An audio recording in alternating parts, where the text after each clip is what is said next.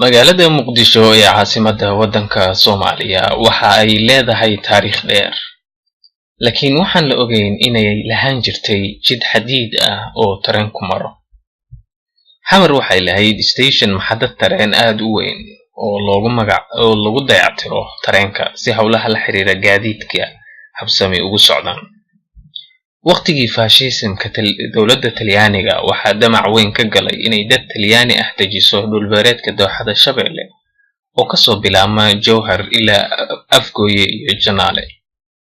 Jowhar oo markaas magaceeda la oran jiray Villaggio Abruzzi waxaa deganaa ninkii loogu magac daray ee Talyaaniga ahaa oo la oran jiray Luigi Amedeo oo sitay magaca Duca di Abruzzi.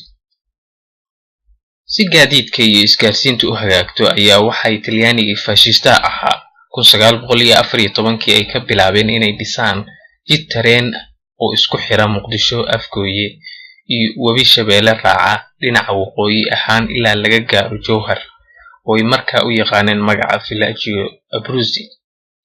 jidka tareenkaas ayaa dhererkiisu wuxuu ahaa 113 kilomitir. tareenku markuu Muqdisho ka baxo wuxuu aadi jiray dhinaca galbeed ilaa uu gaaro Afgooye, ka gadaal ayuu raaci jiray Webiga Shabeelle meel u muuqata oo dhul beereedka ah.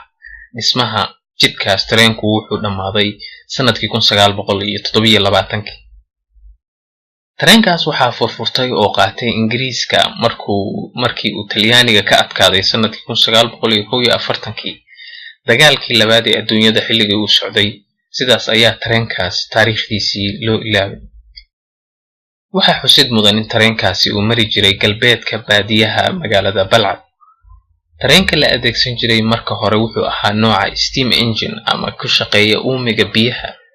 wuxuu shaqeeyay ilaa 1941 markii Soomaaliya Ingiriiska uu qabsaday oo Talyaaniga geeska Afrika looga adkaaday ayaa Ingiriiska waxa ay furfureen jidkii xadiidka ahaa waxayna u qaateen wadamo kale si ay uga faa'iideystaan mashaariic kale ay ka wadeen wadamo kale.